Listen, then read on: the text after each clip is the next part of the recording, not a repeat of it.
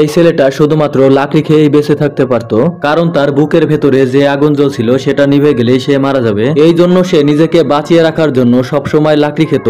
এমনকি তার বাবা তার জন্য খেলনা তৈরি করলে সেটাও খেয়ে ফেলতো। ছেলেটা ধীরে ধীরে বড় হচ্ছিল আর তার ক্ষুধাও বেড়ে যাচ্ছিল। এই জন্য সে তার ক্ষুধা নিবানোর জন্য ঘরের সব ফার্নিচার এবং ঘরের চালও খেতে শুরু করে দেয়। কিন্তু একদিন যখন সে ঘরের পিলারকে খেতে শুরু করে দেয়, তখনই সেই পিলারে ফাটল ধরে পুরো ঘরই তার মাথার উপরে পড়ে যায়। কিন্তু তার বাবা তাকে অনেক কষ্ট করে তাকে বাঁচিয়ে নেয়। তখন তার বাবার এত কষ্ট দেখে ছেলেটার মনটা অনেক খারাপ হয়ে যায়। এই জন্য সে প্রতিজ্ঞা করে সে আর কখনো লাকড়ি খাবে না। পরের দিন তার বাবা যখন ঘুম থেকে উঠে, তখন কোথাও তার ছেলেকে খুঁজে পাচ্ছিল না। এই জন্য সে তার ছেলের পায়ের ছাপ ফলো করতে করতে অনেক উঁচু একটা পাহাড়ে চলে যায়। তখন সে তার ছেলেকে একা একা দাঁড়িয়ে থাকতে দেখে। সে জলদি করে তার ছেলের কাছে চলে যায়, কিন্তু সে দেখতে পায় লাকড়ি না খাওয়ার কারণে তার ছেলের বুকের আগুনটা নিভে গিয়েছে। এই জন্য সে আগুনটা জ্বালানোর জন্য ফু দিতে শুরু করে দেয়, তবুও কোনো লাভ হয় না।